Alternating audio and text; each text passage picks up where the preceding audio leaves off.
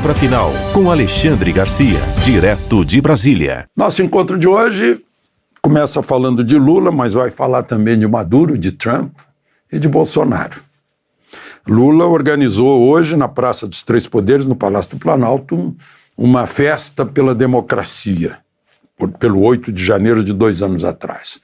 Foi pouca gente, pouquíssima gente. Ele, inclusive, passou recibo. Ele chegou a dizer que se tivesse só uma pessoa já seria o suficiente. Ou seja, reconheceu a escassez de povo na praça. Lá dentro tinham umas 400 pessoas entre convidados.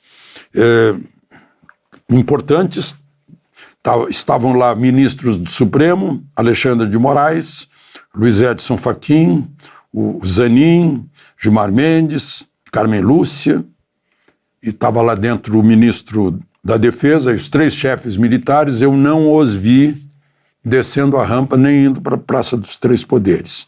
Ministros em geral e artistas, o vice-Alckmin, tinham umas 400 pessoas lá dentro.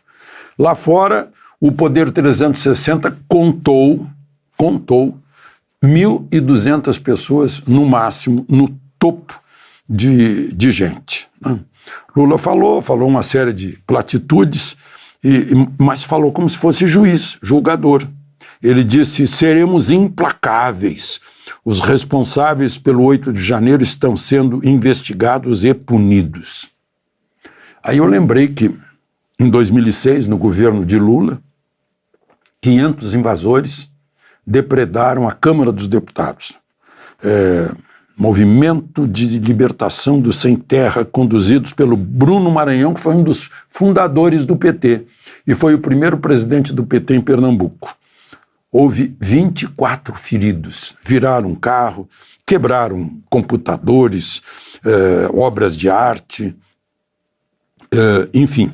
Esse Bruno Maranhão, além de fundador do PT, presidente do PT, é filho de usineiro, morador de apartamento em Boa Viagem. Ele já morreu faz uns 7 anos. Foram soltos logo, foram presos lá os bagunceiros, foram soltos porque eram primários e não apresentavam risco, né? Aí eu fico pensando, né, eu vi agora uma declaração da advogada da Débora, a cabeleireira, que escreveu Perdeu o Mané com Batom, não estragou a estátua foi lavada logo, contando que ela pediu 2 vezes, pediu desculpas numa carta escrita do próprio punho, e pediram 2 vezes soltura dela, foi negada liminarmente pelo ministro Moraes, alegando que ela representa grave risco à ordem pública. O pessoal que quebrou lá em 2006 não teve problema. Ela tem 2 filhos, um de 6 anos, outro de 9, que gravaram mensagens, né, pedindo pela mãe. São mensagens muito chocantes. Bom, voltemos ao discurso do presidente, né? Ele, lá pelas tantas, ele disse: eu sou amante da democracia, não sou nem marido.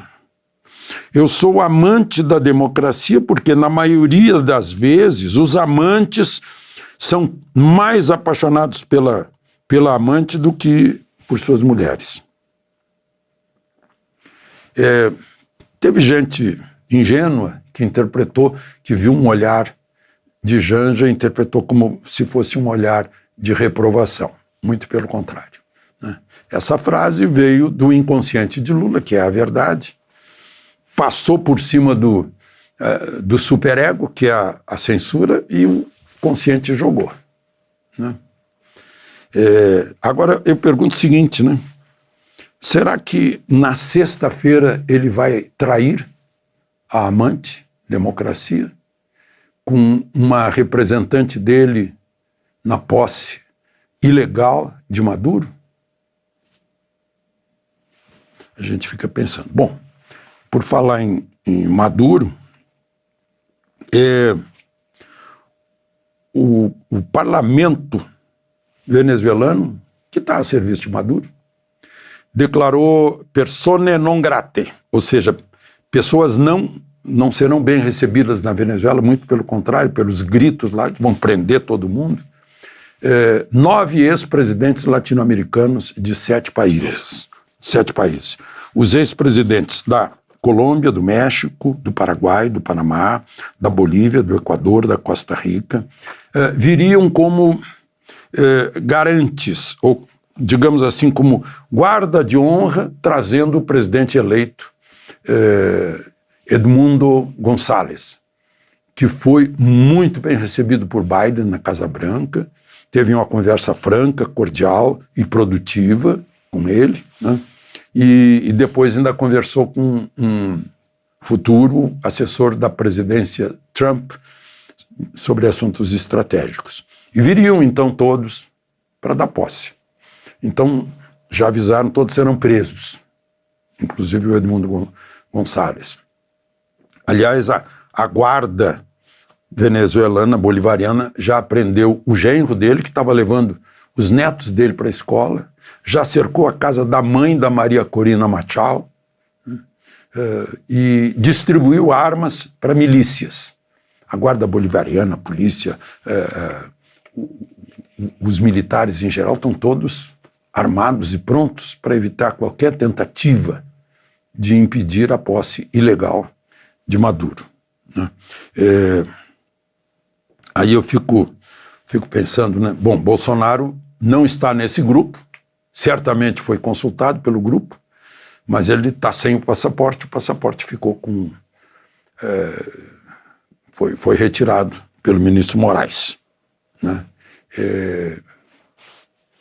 E Bolsonaro foi convidado para a posse do Trump.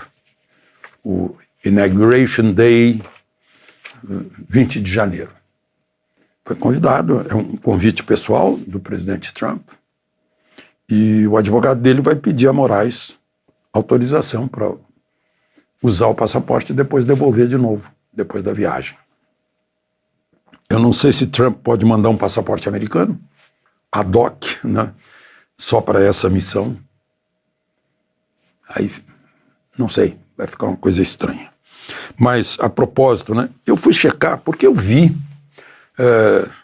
inclusive na primeira página de jornais, dizendo que Trump anunciou que ia anexar a Groenlândia, o Canadá, o Canal do Panamá.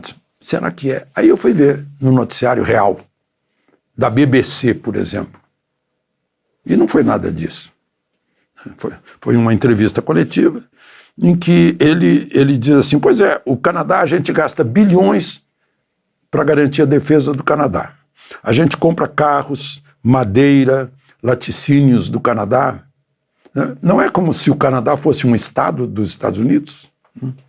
Depois falou da Groenlândia, da importância estratégica da Groenlândia, o tamanhão da Groenlândia. Vocês sabem que a Groenlândia, lá no mapa a gente não tem a noção.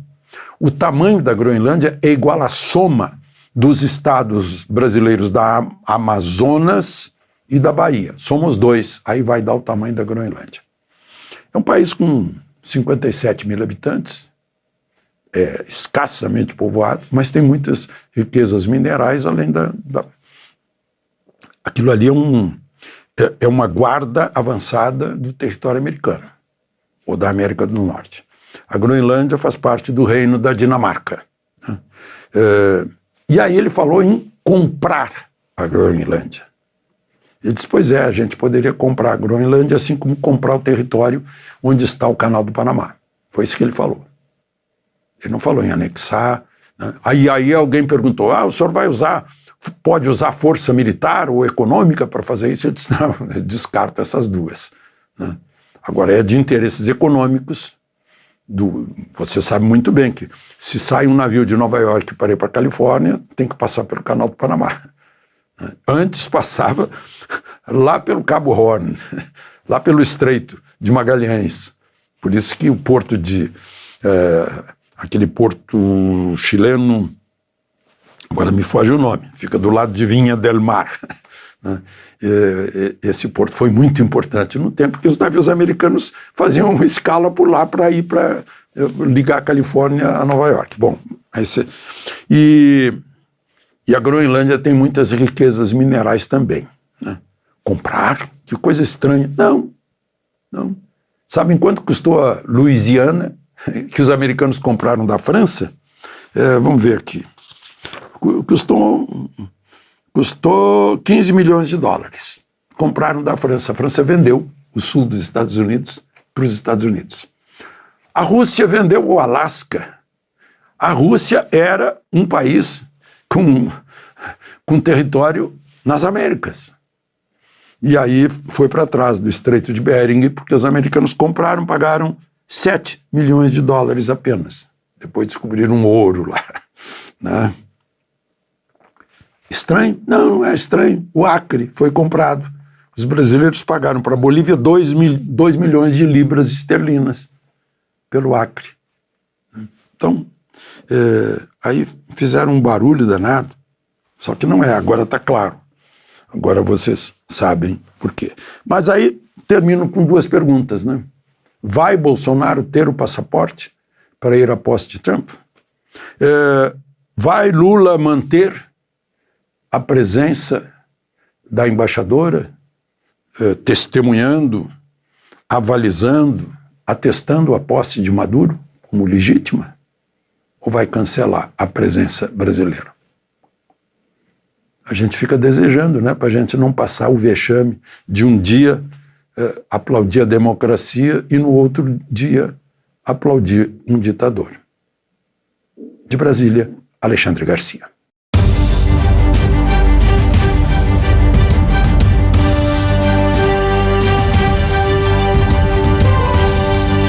A palavra final com Alexandre Garcia, direto de Brasília.